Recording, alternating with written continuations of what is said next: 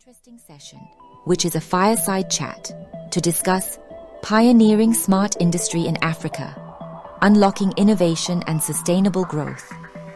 This session will be hosted by Ahmed Abdul Wahab, the CEO of Next Arabia, and his guest Ken Ogwang, the head of digital and technology, Eastern and Southern Africa at Diageo.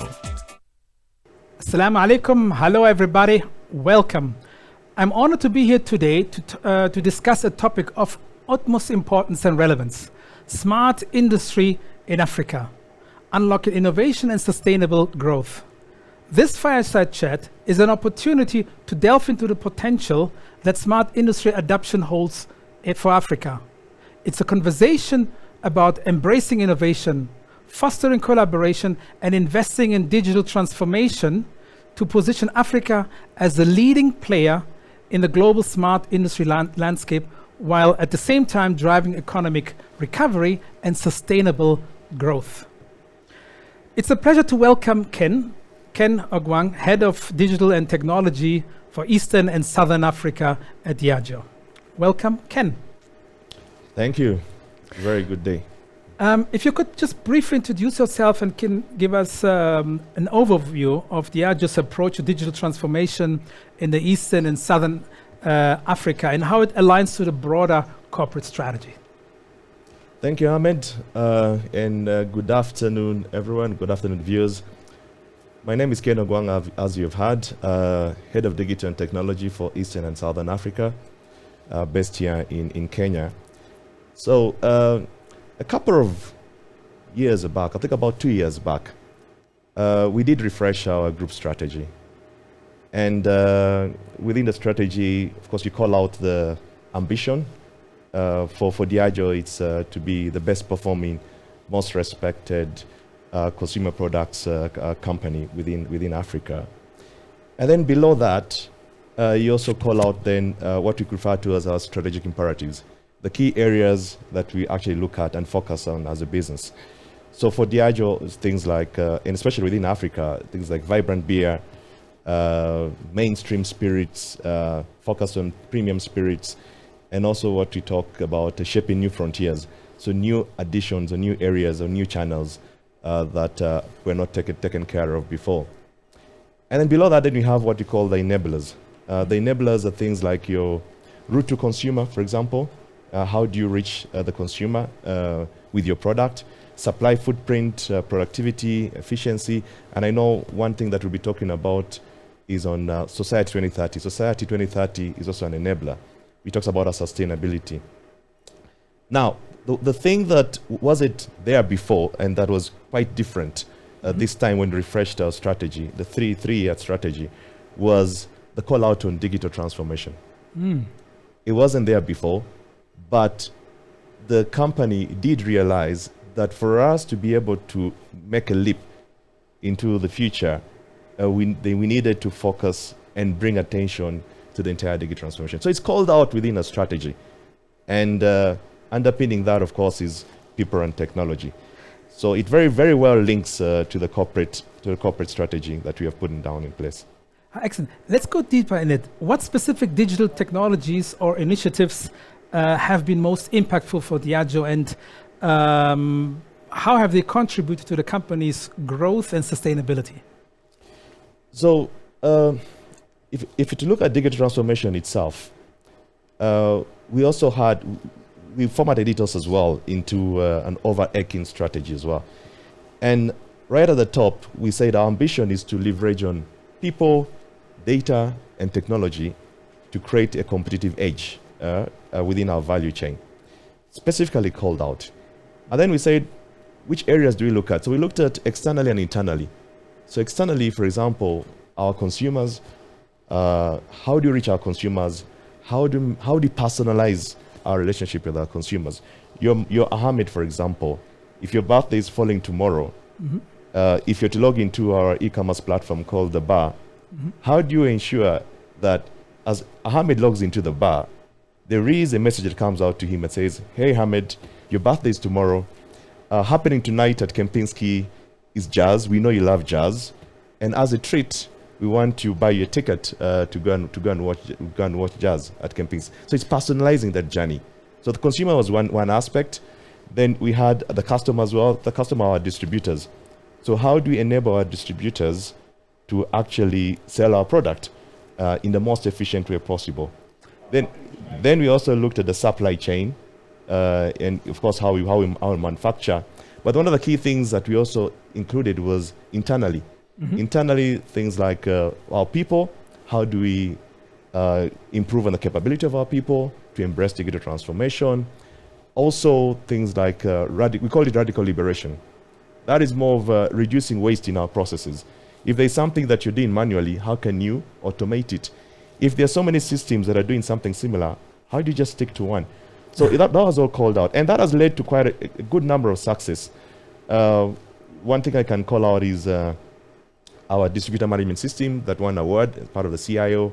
The other was on the Harvard system that also won an award in the CIO, which was helping us with making sure that our factories run on time without downtime. So those are the key areas that I can say have helped out and have been successful in terms of our digital transformation. Yeah.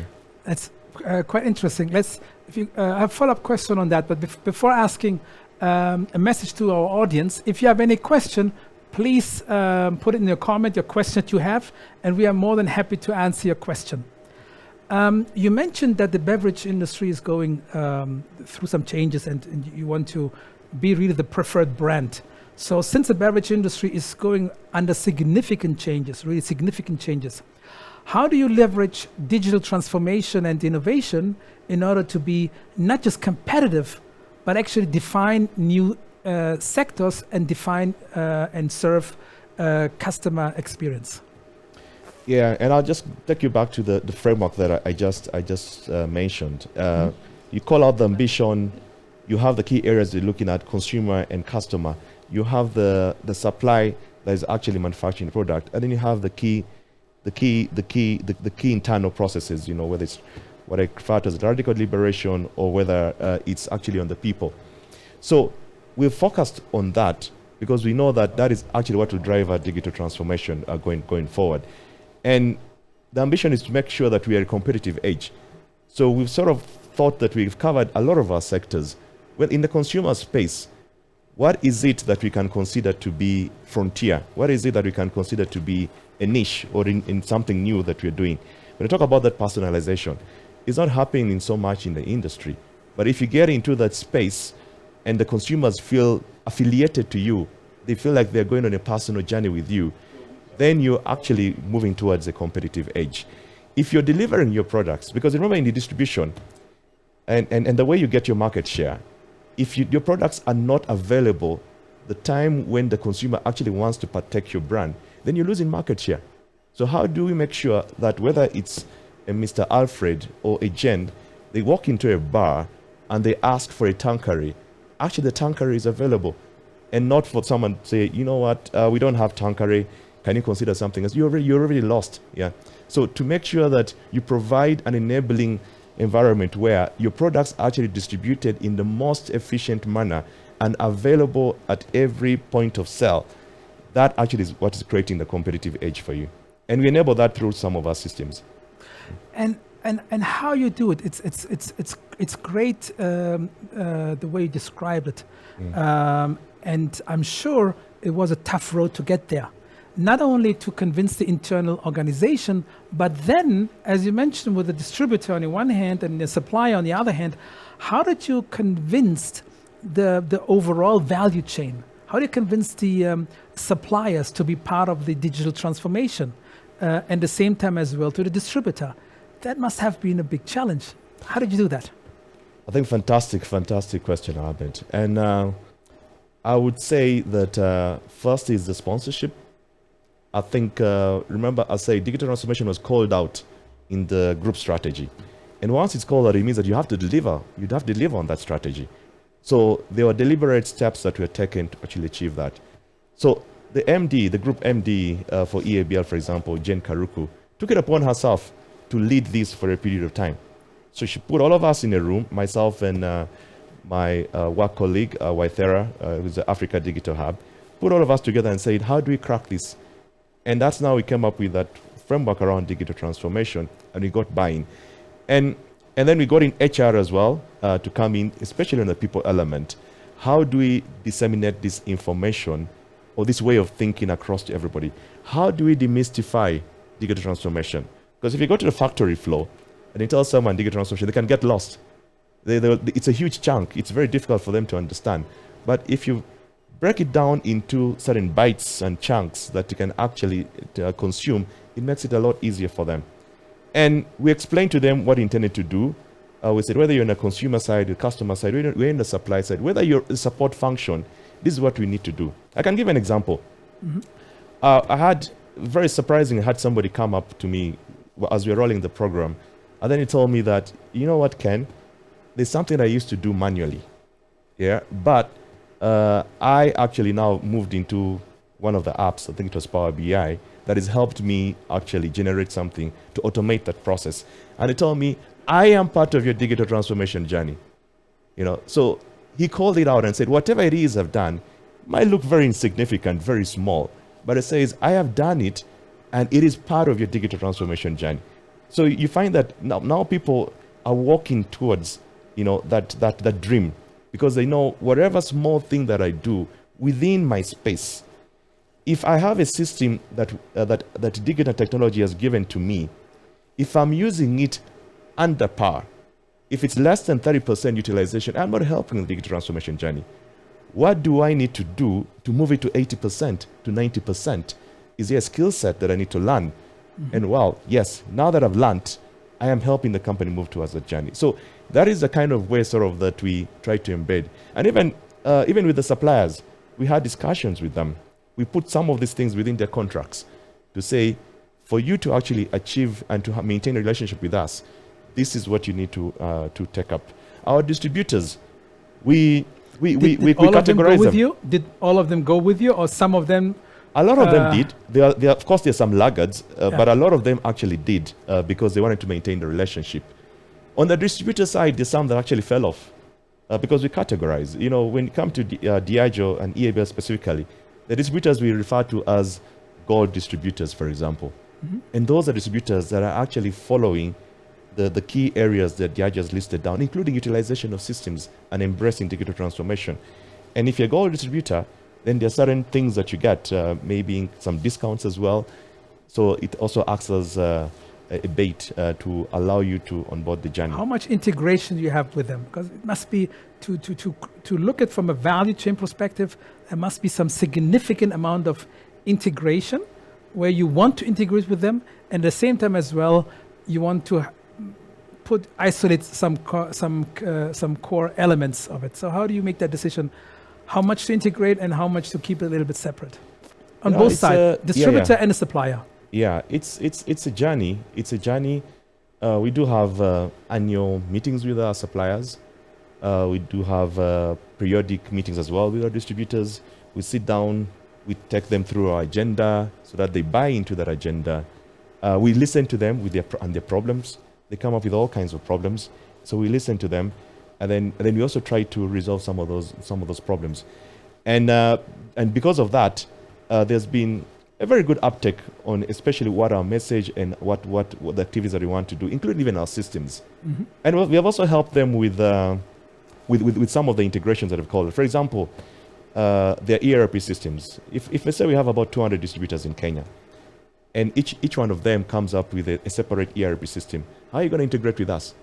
It's so difficult. So they called up and said, how can you assist us to make sure that we can integrate with your systems? And it makes it easier for even the information flow and the data flow. And we sat down with them and we came up with a solution. And currently, there's a POC going with two companies. One is Microsoft, and the other is Sage as well, for our distributors. And we say, these are the two ERP systems that we shall integrate into our systems to help you as well be able to view whatever you need to view in real time as part of the integration. Yeah. Excellent. Let's talk about some of the, let's say, lessons learned. What I call not just the good, but the bad and the ugly when it comes to digital transformation. What are the things that you say, you know what, overall, not just within your company, but overall, what should we have done differently as lessons learned? I think, Ahmed, I'm talking about, what I'm talking about seems very successful. Yeah. And let's talk about the other part. Yes, we're in that space where we're seeing fruits now. But it didn't start yesterday. This effort started way back. And the biggest mistake that we did was to try to approach it from a silo function of view. Yeah. To say, this is D&T, or this is digital technology, or this is IT driving digital transformation. It didn't work. It didn't work at all. Digital transformation is a company-wide activity or process. It is a behavior change. It is a technology change. It is a mindset change. It's all these things. Digital and technology cannot do it alone. So we had tried earlier on to get the message. It was very difficult. They say, these IT guys coming up with, very out of the world kind of ideas. But are not related to business outcomes. Not related to the business outcomes. How can you show it? And we're struggling to actually equate that to the business outcomes. But it's not until we actually got the senior stakeholders, including the managing director, Jen Kuruku, into play that we saw now a phenomenal shift in the mindset and in the traction. And it reached a point in time that it's buzzing so much, it's moving so fast, we're having even capacity issues to catch up with the pace. Yeah. It's interesting. Before COVID-19, digital transformation was a big buzzword, and etc. And personally, I believe the best, the most impactful chief digital officer was COVID-19. Yes. Was COVID-19. How did you when that shock came, when I call in 2020, in January 2020, when the time stopped, where the world literally the time stopped. How did you manage the transition period? Remember when I said that for you to be able to manage your market share, to keep your market share, you need to make sure that the product is available to your to your consumer whenever they need it. COVID-19 disrupted that, because the normal channels that we had of distributing beer, you had your trucks coming to the brewery, going to the distributors to the outlets. The outlets were closed. For a very long period of time. The trucks, you had police saying, hey, you can't travel within this period of time. You can't go beyond Nairobi, for example, at some point in time. So we quickly had to change, and that's when we used that e-commerce platform. It had been struggling. The buy-in wasn't there. But when COVID-19 came in, that was when everybody was like, we're going to use this platform, we're going to sweat it. And we saw... We're going to, or we have to? We have to. Yeah. We must, if you're to survive. And we transitioned very fast. What helped us is that the idea was there, driven a lot by the Digital Hub and also by D&T. Again, that's where the problem was. It had not been embraced by the business.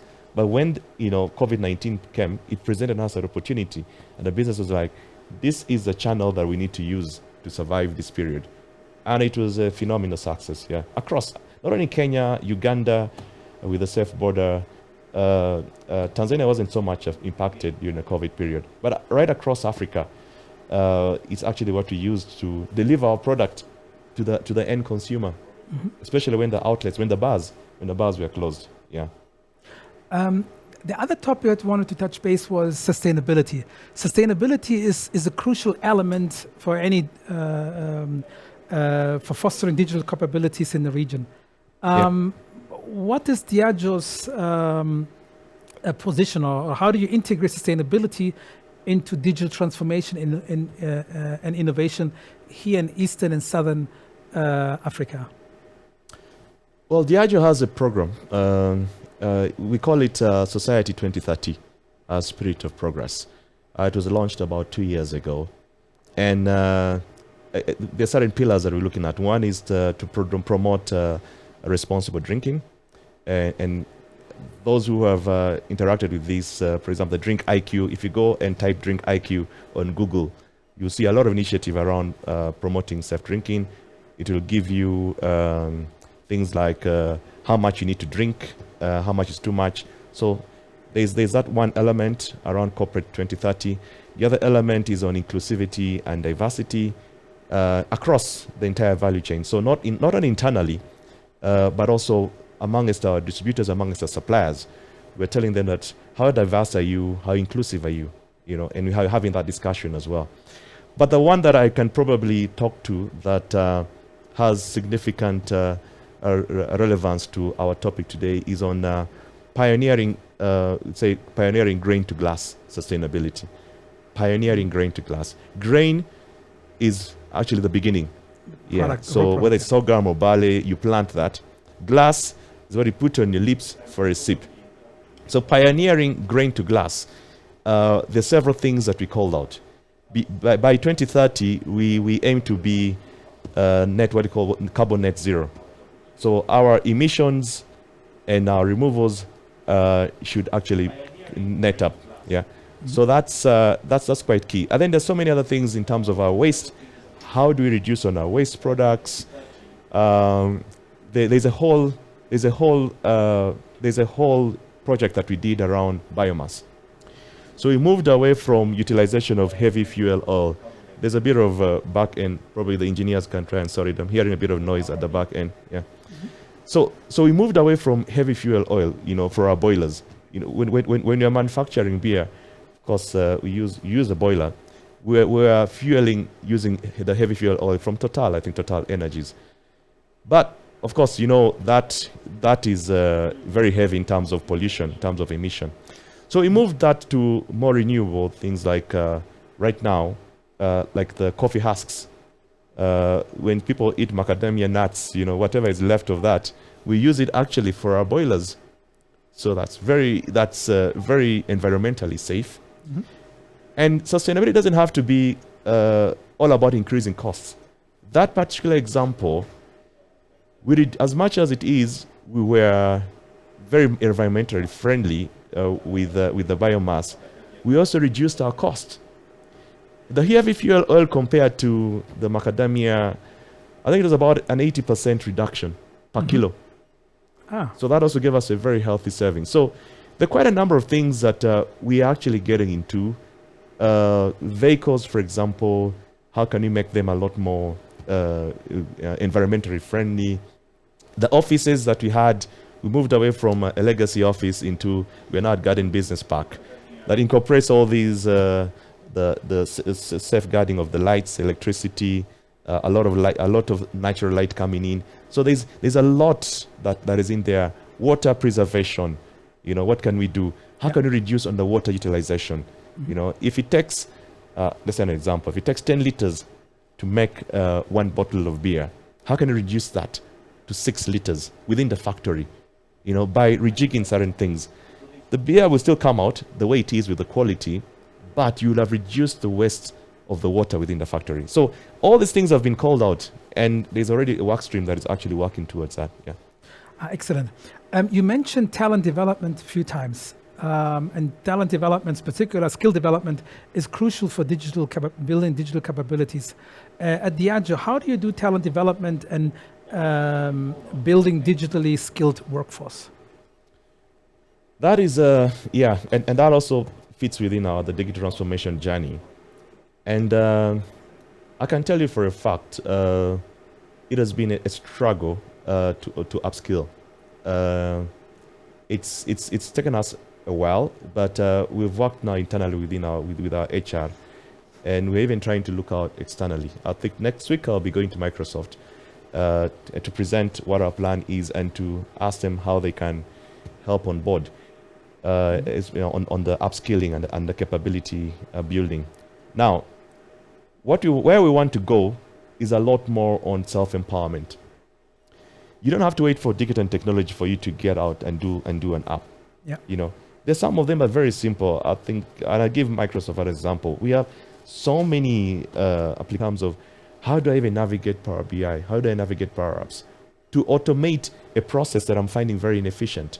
So what the journey that we're trying to do is to work with partners like Microsoft to upskill our employees so that we can empower them to do what they need to do, reduce the queue that is there with digital and technology, and to bring it back to the people. But of course, within certain safeguards, standardization and governance and all that will be taken care of.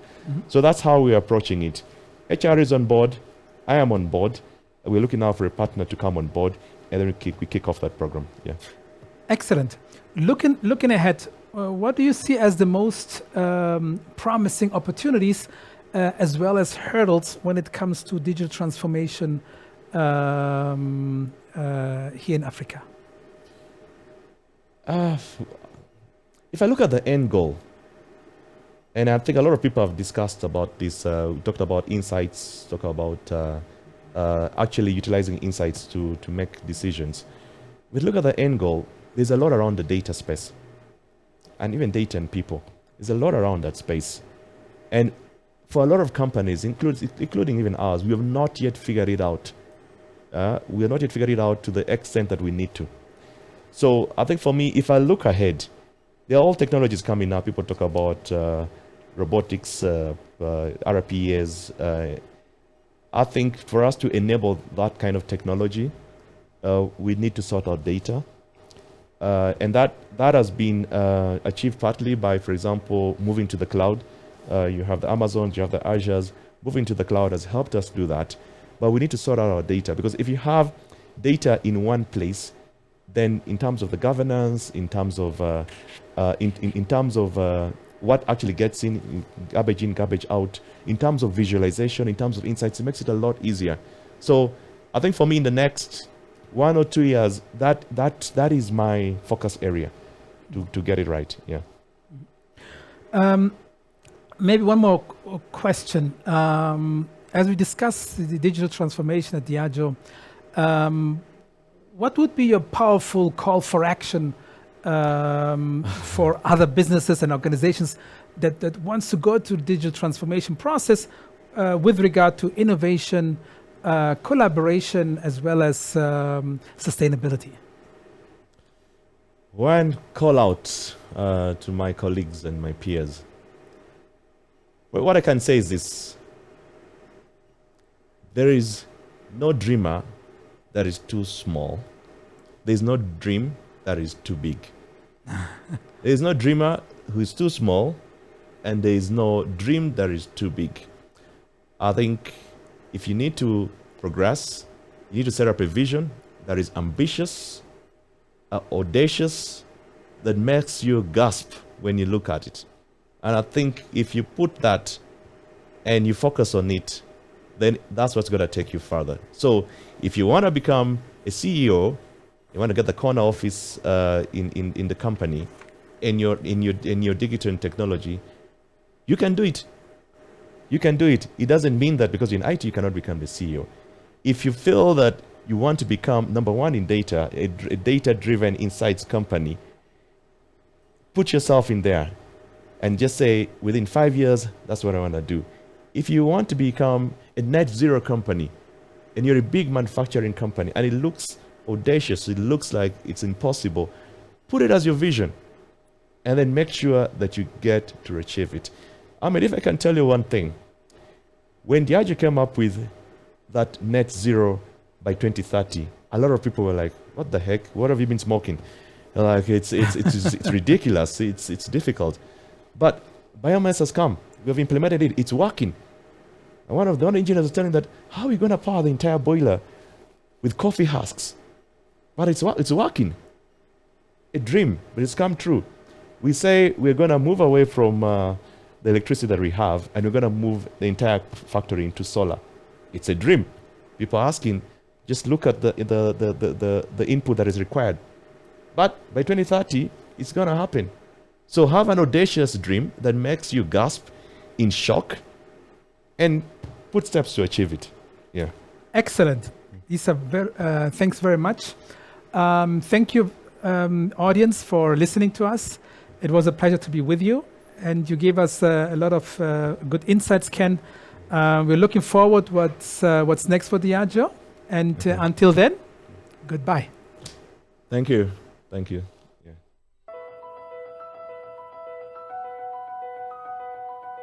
Welcome to the Smart Industry Forum, where we discuss the latest tech developments and their impact on manufacturing and supply chain sectors in Africa.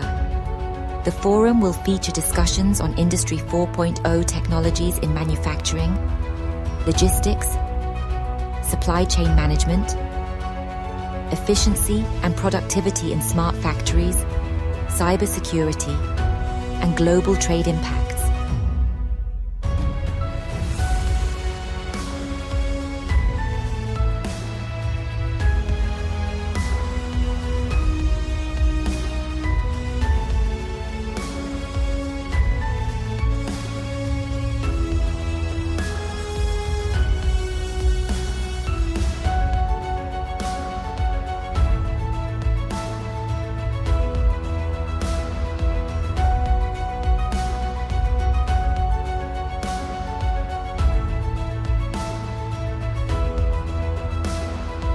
Join us as we delve deeper into the industry world.